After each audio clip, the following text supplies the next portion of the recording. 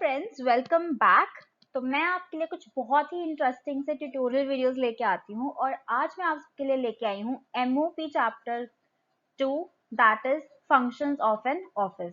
ये वीडियो है पार्ट 1 और मेरा नाम है सुनांशु। और अगर अभी तक आपने जो चैनल है उसे सब्सक्राइब नहीं किया है तो प्लीज जल्दी से नीचे देखिए, सब्सक्राइब लिखा हुआ है, उसके ऊपर प्रेस कीजिए और उसके साथ जो बेल आइकन है उस पर भी क्लिक कर दीजिए ताकि आपको सारी नोटिफिकेशंस आती रहें। तो लेट्स गेट स्टार्टेड, देखते हैं इस टॉपिक के अंदर क्या है। तो फ्रेंड्स, सबसे पहले क्विक राउंड ऑफ इंट्रोडक्शन की हम क्या पढ़ने वाले हैं, किस बारे में हमारी बात हो रही है। तो चलिए, सबसे पहले हमारे पास जो इंट्रोडक्शन है उसमें हम क्या कह रहे हैं। The main function of an office is to handle information and supply information to facilitate management. अब जो ऑफिस है उसका मेन फंक्शन क्या है? पहले तो उसे जो जितनी भी इंफॉर्मेशन है, जितने भी रिकॉर्ड्स हैं, सब डेटा है, उसे हैंडल करना है और साथ ही साथ उस इंफॉर्मेशन को आगे सप्लाई करना है डिपार्टमेंट्स में या जिसे भी जरूरत है। ठीक है, उसे प्रॉपर्ली इंफॉर्मेशन सप्लाई करना है ताकि जो मैनेजमेंट है वो अच्छे से चलती रह सके। सो जो मेन फंक्शन है वो है हैंडल करो इंफॉर्मेशन, सप्लाई करो इंफॉर्मेशन और अच्छे से जो हमारी मैनेजमेंट है उसे फैसिलिटेट करते रहो। तो ये हमारा हुआ मेन फंक्शन ऑफिस के लिए। नेक्स्ट हमारे पास है the objective of management is to take correct and appropriate decisions so that interest of business में बी प्रोटेक्टेड। अब जो मैनेजमेंट है उसका क्या काम है? मैनेजमेंट का ऑब्जेक्टिव ये होता है कि वो सही, ठीक है, डिसीजंस ले ताकि जितना भी बिजनेस है वो प्रॉफिटेबल रहे। ठीक है, बिजनेस के प्रोटेक्ट करने के हिसाब से जो है डिसीजन मेकिंग होती है। अब वो डिसीजन लेने के लिए आपको क्या चाहिए? आपको डेटा चाहिए, आपको इंफॉर्मेशन चाहिए, आपको फैक्ट्स और फिगर्स चाहिए। वो सब कहाँ से आता है? वो सब आपको ऑफिस प्रोवाइड करता है। Correct. The managerial decisions are based on facts and figures supplied by the office. चलिए आगे देखेंगे। फ्रेंड्स, अब हमारे पास नेक्स्ट टॉपिक है डेफिनेशंस। तो हमारे पास यहाँ पे दो डेफिनेशंस हैं जो अलग अलग इंसानों ने प्रपोज की हैं। वो देख लेंगे क्विकली कि क्या है। Office work is concerned with records, satisfies communication, computing, planning and scheduling. अब ये हम फर्स्ट चैप्टर में बहुत अच्छे से देख चुके हैं कि जो हमारा ऑफिस है वो क्या क्या काम करता है।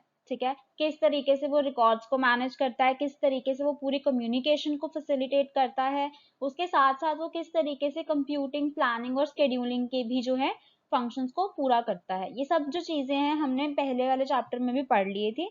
अगर आप लोगों ने वो चैप्टर नहीं पढ़ा है तो नीचे डिस्क्रिप्शन में मैं लिंक दे दूंगी, आप वो जाके चेकआउट कर सकते हैं। ठीक है, इसके बाद क्या है? Every office task comes with in the scope of one और अदर ऑफ दीज एक्टिविटीज।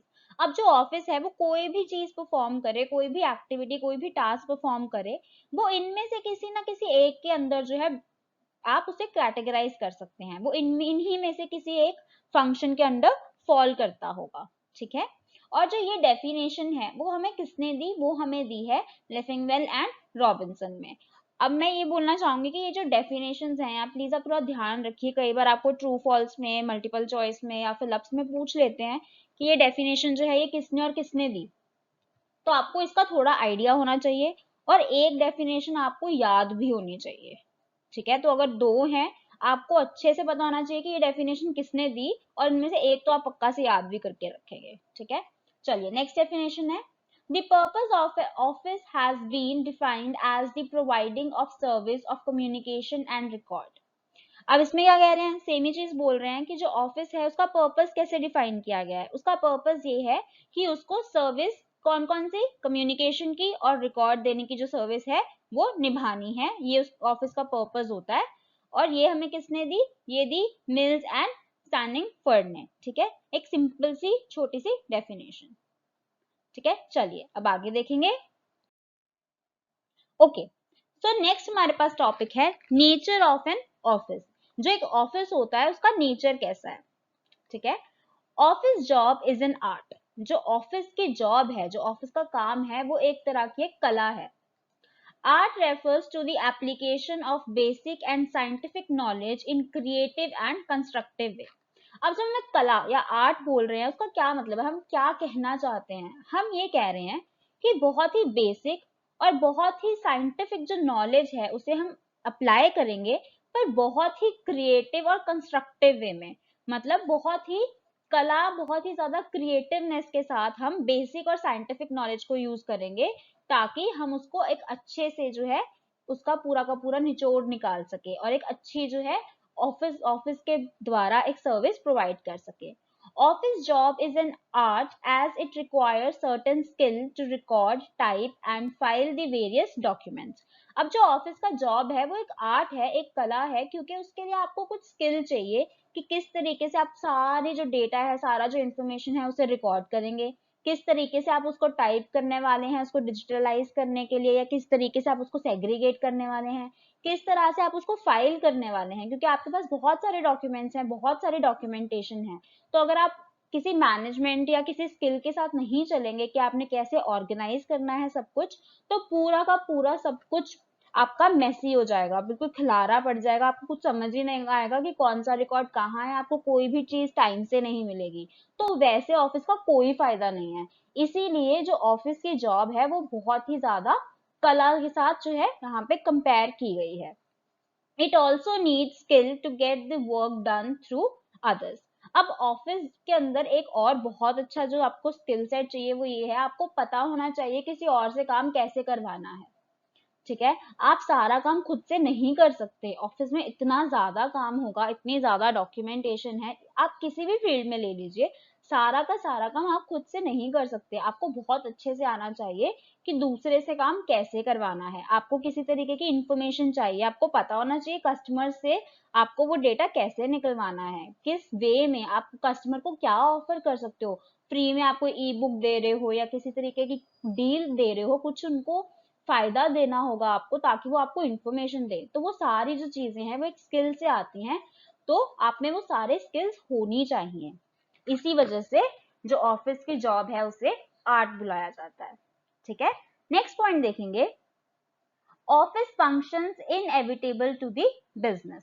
अब जो ऑफिस के फंक्शंस हैं वो इनएविटेबल हैं किसी भी बिजनेस के लिए। ठीक है, The modern office functions are inevitable to the efficient functioning of the business.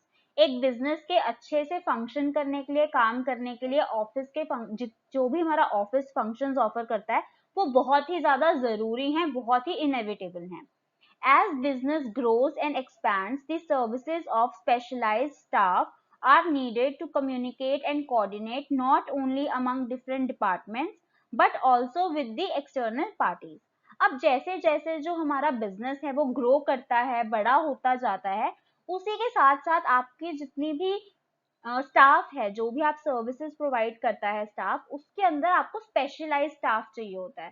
ठीक है, अब नॉर्मल स्टाफ तो हो गया कि ठीक है उसे जैक ऑफ ऑल, उसे सारी चीजें कुछ कुछ पता है। ठीक है, स्पेशलाइज का मतलब हो गया किंग ऑफ समथिंग, उसको एक पर्टिकुलर फील्ड के बारे में बहुत ज्यादा नॉलेज होनी चाहिए। ठीक है, जैसे अब फाइनेंस की बात करें तो फाइनेंस डिपार्टमेंट में जितने भी लोग काम कर रहे हैं वो सारे स्पेशलाइज्ड वर्कर्स होंगे फाइनेंस फील्ड को लेके, तो वो एक स्पेशलाइज्ड स्टाफ है। तो आपको जैसे जैसे आपका बिजनेस ग्रो करता है आपको स्पेशलाइज्ड स्टाफ की जरूरत पड़ती है कम्युनिकेट करने के लिए और कोऑर्डिनेट करने के लिए, ताकि अच्छे से जो है अगर उस फील्ड की जिस पर्सन को नॉलेज होगी वो अच्छे से कम्युनिकेट भी कर पाएगा, बातचीत भी कर पाएगा। ठीक है, और साथ ही साथ कोऑर्डिनेशन भी बिठा पाएगा। अब ये जो कोऑर्डिनेशन है ये सिर्फ डिफरेंट डिपार्टमेंट्स के बीच में नहीं बिठानी है, ये एक्सटर्नल पार्टीज के बीच में भी बिठानी है।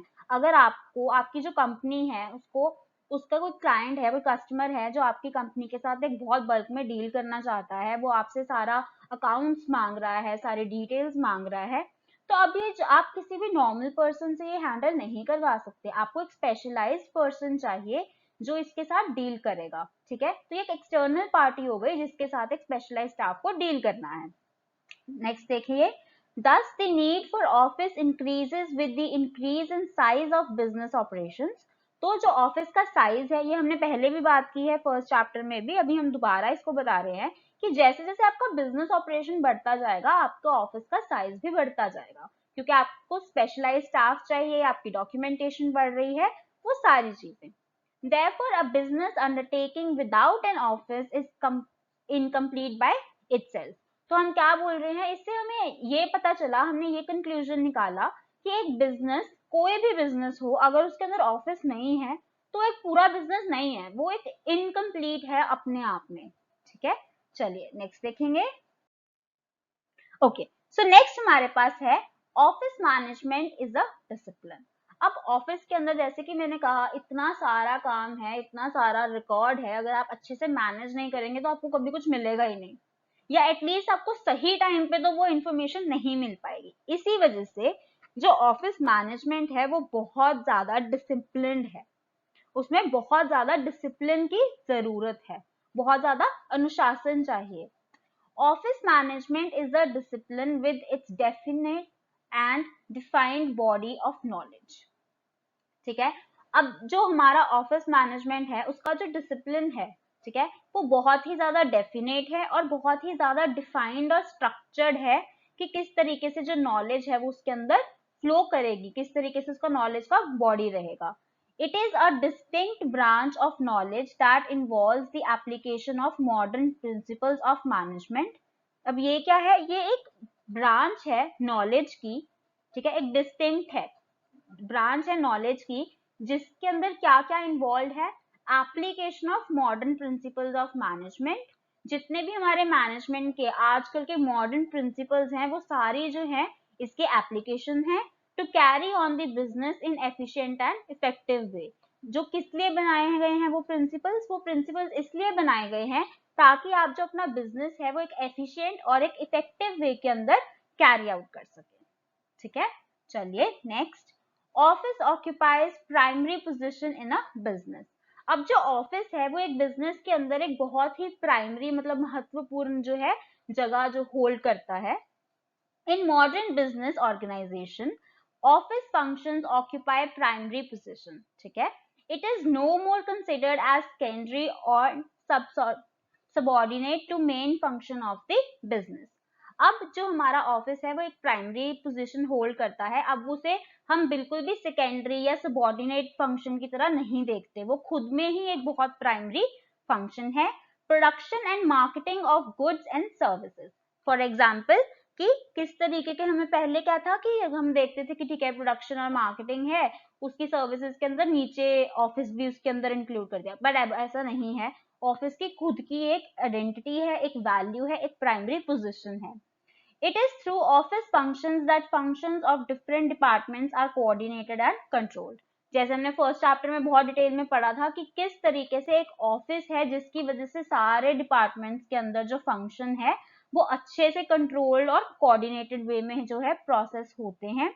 Although office staff do not engage in the production and marketing of goods and services, they facilitate production and marketing by communicating broad direction in light of which various targets are set and achieved.